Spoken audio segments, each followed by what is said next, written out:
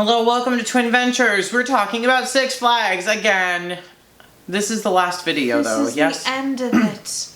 We're so close to the end. Now, the last one that we went to, again, we said was Six Flags Over Georgia, but we're not doing 2 videos on that because why? The last unique one was the Six Flags located in Los Angeles, California by the name of Six Flags Magic Mountain. Was it magic? Debatable. We were in LA on that trip for other reasons, and this was a distraction. We found out later that we knew somebody working in the park.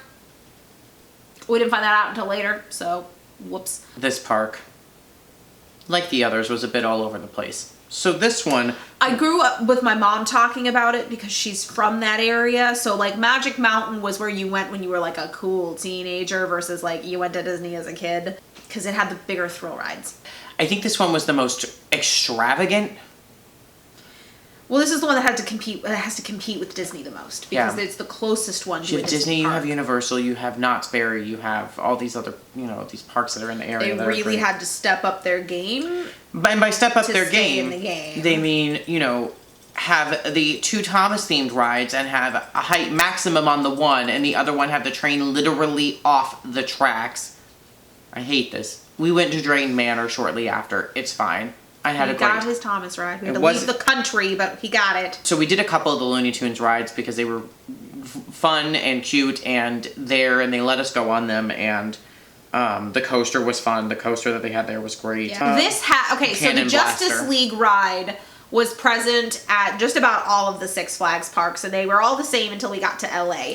In LA, the queue made more sense. Well, the videos setting everything up made more sense. The ride was longer and had an extra animatronic, and who was it? My homegirl Harley. She was super cute.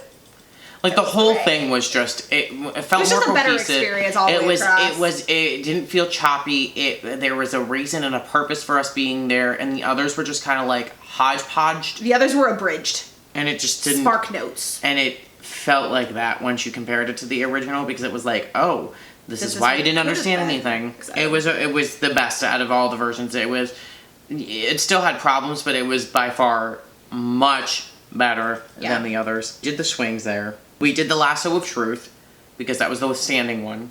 So that's the standing one that did That was the first time I had gotten to do that type of ride. I had seen them before, but I never actually gotten to ride one. Is this the one with the Teen Titans Pizza restaurant? Yes. Yeah, because we walked by and I was like, Titans! We did not eat there because the pizza was expensive. And they sold it in $50 increments. Yeah, nah. We walked around. We did a lot of let's see what's here kind of thing. This was the one with the Superman ride that shot up straight up at that 90-degree angle and came back. So it's been featured on a million travel channel specials. So once I saw that was here, I went, oh, I have to do this. I will probably cry. I'll die. It's fine. Problem number 1, it was at the top of a very steep hill, and we did not find out until afterwards that there was transportation to the top of the steep hill. We climbed. That was a mistake. The queue. There were no signs in the queue to explain how things worked. It would just split. And you obviously live here and know what to do. And we got up there and we're like, why are there only 2 seats in this row? There are 3 of us. It was a 2-seat row. It was the only 2-seat row. There were no signs that indicated that. We were a little pissy about that. Also, due to the nature of the way this ride functions, they can't load multiple vehicles. The one vehicle loads its load, shoots off, does its thing, comes back, unloads. It's not like a ride that's able to cycle. It's genuinely one group of people at a time, which means that it's very slow. On top of the fact that no one knows anything about efficiency and or getting people on and off of rides. So you have this already slow setup and then slow it down. So we were in line much longer than we expected. There wasn't a wait time sign out there was a wait time sign out of the front, but it said it was a short wait. It was super inaccurate. 30 or 45, something like that. And I was like, that's whatever. That's worth it for this ride. Wait. We'll try it. Yeah. And it was also all indoors because it's supposed to be in the ice caves. It just meant that it was sticky and no air movement and just gross the entire way through. The ride itself was fine. Yeah, I just wouldn't have waited that long for it. We did the Batman ride because we do the Batman ride, and it was the Batman ride. That's where Carolyn and I got to meet Wonder Woman and Supergirl. This had the hands down best theme park show I have ever seen. Oh, yes. And it was called Quirk? Quirk. Yes. Kwerk. It was steampunk circus themed. They used a lot of music from Greatest Showman, and it was right after that had come. It was the first summer after it had come out. So there are other versions of the show that you can find online that don't have the Greatest Showman music, but man, it was the right use of that music. Yeah. Ooh, they nailed it. That show was just so good. The area was acrobatic good. acts and the like specialty acts were like better than I expected. Because you were like, oh, it's gonna be a theme park. Some of this was like Cirque du Soleil level of talent. They had a couple that danced, but they were on this super slippery surface, so they were sliding around and doing things that I'd never seen performed before. The girl that did the like aerial tricks with the trapeze was on bungee cords, so she did things that I had never seen done before. Yeah, it was absolutely literally incredible. Breathtaking. The costumes were really great. The lighting was great. I mean, it was all around a super solid show, and you forgot you were at Six Flags.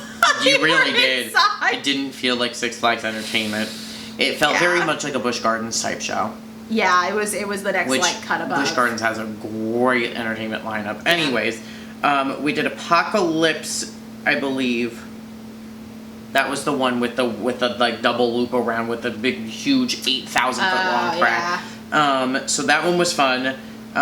We did most of the coasters were like, it was fine, it was good. It wasn't anything to like. They were all very call like, your mom and be like, oh my god, I rode the best thing.